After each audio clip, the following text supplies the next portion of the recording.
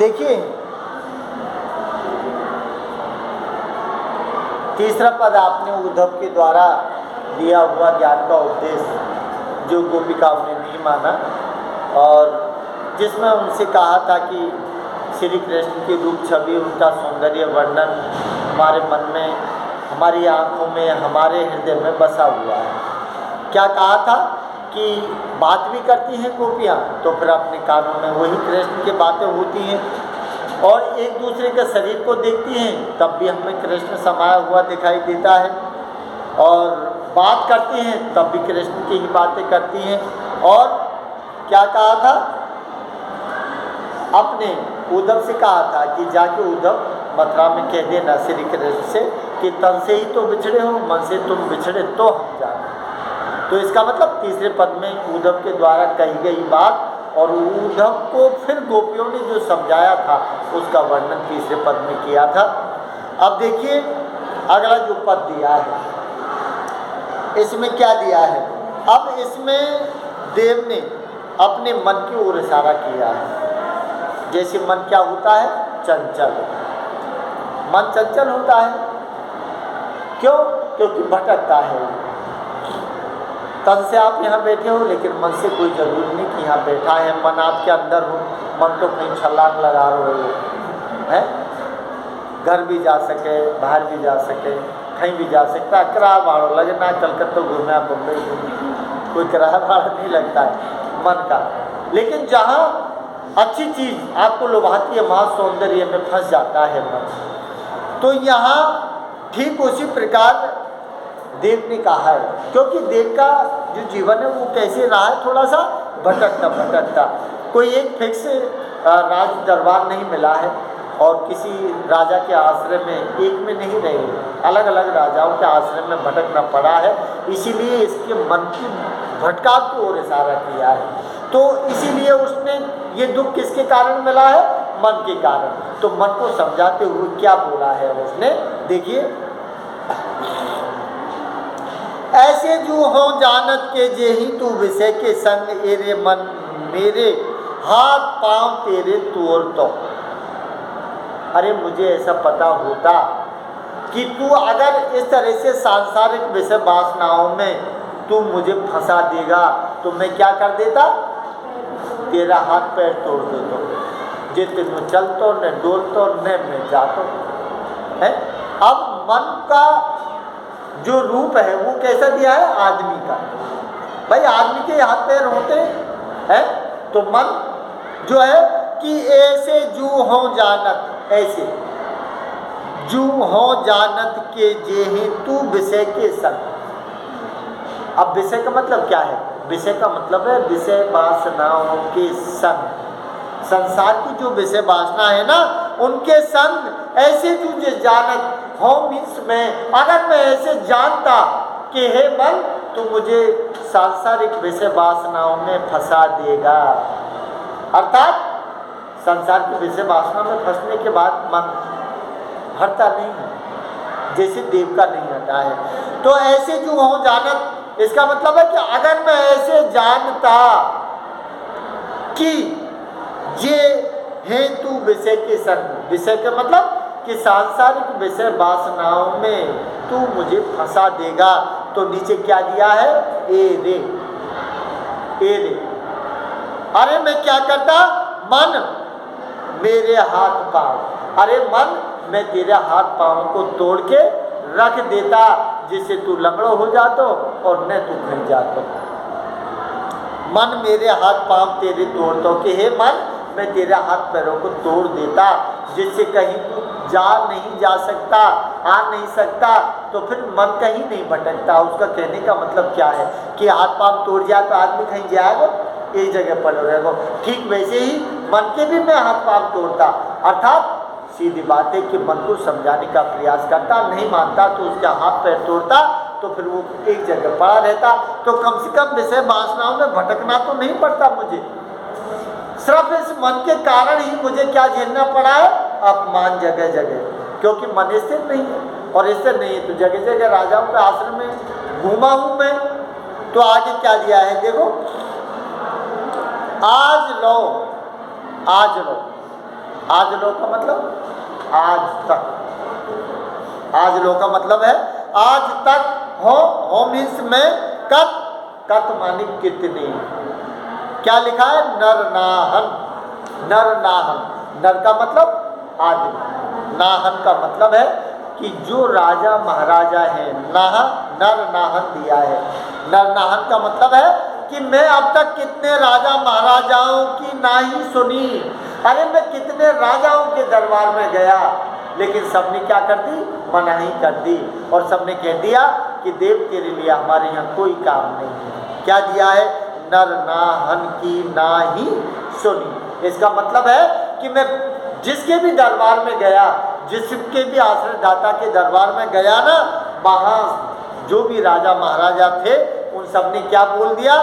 नाही, कि देव तेरे लिए कोई कार्य नहीं है। अगर मेरा मन नहीं भटकता तो मैं किसी के राज दरबार में नहीं जाता, तो कम से कम मुझे ना शब्द सुनने को नहीं मिलता। क्या दिया है? नेह सो निहार हेरी बदन निहार। तो नेह सो निहार, अरे मैं प्रेम से उनकी तरफ देखता रहा। किनकी तरफ?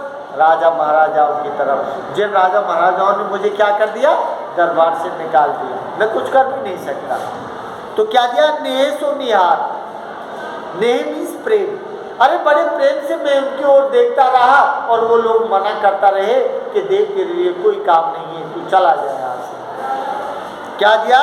हेरी बदन निहार। तो हेरी का मतलब है कि प्रत्येक राजाओं का जो बदन माने शरीर, निहार की माने बदन माने मुख भी होता है, बदन माने शरीर भी होता है। तो हेरी बदन निहार। तो अरे मैं उन राजा महाराजाओं का मुख देखता ही रह गया और उन लोगों ने मुझसे क्या कह दी कि देव के लिए कोई कार्य यहाँ नहीं है। ये श्रम भटकाव क्यों हुआ? इस मन के अस्थिर होने के कारण। क्योंकि मन कब भटकता है? जब मन अस्थिर होता है ना, चंचल होता है। तो फिर यहाँ सारी समस्या खड़ी हुई है देव को, मन की चंचलता के कारण। इसीलिए मन को समझाने की ओर इशारा किया है। क्या दिया है आगे? चलत न देते, चलत न दे तो देव चंचल अचल कर।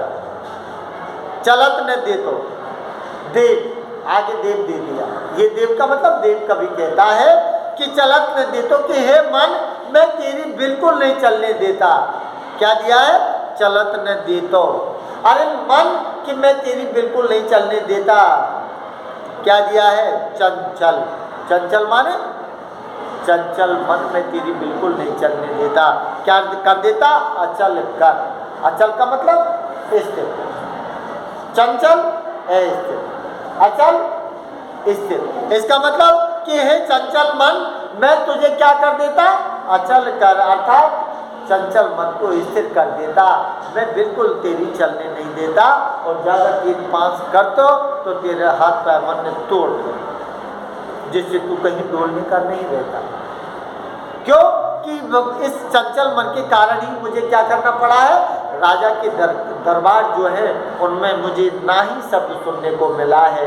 मैं प्रेम से उनकी तरफ देखता रह गया और वो मुझसे ना ही करते चले गए। ये सब क्यों हुआ? सिर्फ मन की चंचलता के कारण। क्या दिया है? और फिर भी नहीं मानता, फिर भी नहीं मानता।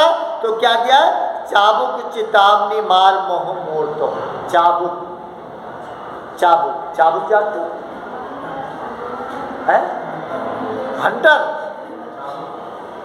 चाबुक, हंटर भी बोलते हैं चाबुक को। जब पतली सी बंदीर है लकड़ियासी में, एक दे दे तो तेज ही कूदो करे है। अब वो जानवरों में देने के लिए, घोड़ा वगैरह में देने के लिए होते हैं, आदमी में देने के लिए नहीं होते है। क्या दिया है? चाबुक चेतावनी। अगर फिर भी तू नहीं मानता, चाबुक चेतावनी, चेतावनी का मतलब है चेतावनी रूपी चाबुक। क्या दिया है? चाबुक चेतावनी मार मोह मोर। तो अरे तू फिर भी नहीं मानता तो मैं क्या करता? चाबुक, जो चाबुक कैसा दिया है? चेतावनी रूपी चाबुक की मार लगाता तेरे में। क्या दिया? मारी मुँह मोर। तो अरे जिधर तेरा मोह हो रहा था ना, उस मोह पर मैं क्या मारता? चेतावनी रूपी चाबुक मारता, जिससे मोह तेरा दूसरी तरफ हो जाता। इसका मतलब है कि विषय वासनाओं में तेरे मुंह को नहीं लगने देता मैं। अरे चेतावनी रूपी चाबुक से तुझे घुमा देता और तू घूम जाता तो संसार की विषय वासना को छोड़ देता। क्या दिया है? और अगर नहीं मानता तो लास्ट में क्या दिया है? नहीं मानता तो भारो प्रेम पाथर, जैसे पत्थर वजनदार होता है ना, भारो, भारो माने वजन, प्रेम पाथर। अरे प्रेम रूपी पत्थर, जो बड़ा सा प्रेम रूपी पत्थर वजनदार भांग देता मैं कहाँ? नंगारो दे। नंगारो दे का मतलब है डंके की चोट पर। सब दुनिया से कहता कि भाई मैं तो चंचल मन है, चंचल मन में तगड़ो सो पत्थर बाग लिया पटेक रहो। नंगारो दे, नंगारो दे का मतलब है डंके की चोट पर। बाजा बजाकर मैं क्या करता? भारो प्रेम पाथर, प्रेम रूपी जो पत्थर है बहुत वजनदार, उस प्रेम पाथर को क्या कर देता? गरे सो बांध, अर्थात तेरे गले में बांध देता। किसके में? मन के में। अरे मन कि तू चंचल है ना, अगर मुझे पता होता ऐसा है तो प्रेम रूपी बाहरी वजनदार पत्थर है ना, उसको तेरे गले में बांध देता और सब दुनिया की डंके की चोट में सबको बता देता कि मैंने ऐसा किया है। और कहाँ पटकता? उसको पटकने के लिए क्या बोला है? राधा वर विरद के वारदी में बोर, तो कहाँ बोलने की ओर इशारा किया है? राधा वर। अरे जो राधा रानी है, जो श्रेष्ठ है, राधा वर, वर माने श्रेष्ठ, राधा श्रेष्ठ जो है, जो कृष्ण की प्रेमिका राधा है ना, विरद, विरद का मतलब होता है यश के वारदी, वारदी का मतलब समुद्र या सागर। अरे जो राधा रूपी समुद्र सागर है ना, उसमें तुझे वारदी में बोर तो का मतलब डुबो देता। अरे तू नहीं मानता तो राधा रूपी जो राधा रानी है ना, जो श्रेष्ठ है प्रेम की, उस प्रेम रूपी सागर में तुझे डुबो देता। उसके बाद तेरा कल्याण हो जाता और तू कहीं क्या नहीं करता? भटकता फिरता नहीं, क्योंकि भटकाव के कारण ही क्या मिला है? देव को परेशानी आई है, क्योंकि कहीं भी परमानेंट तो उसको कार्य नहीं मिला है और उसके लिए उसने किसको जिम्मेदार माना है? मन को। इसीलिए मन के विषय में उन्होंने ये पंक्ति लिखी है कि मन जब तक कंट्रोल नहीं होता, जब तक जिंदगी में क्या होता है? भटकाव और बिखराव। इसीलिए उन्होंने अपने दर्द को इनमें लिखा। समझ आ गई?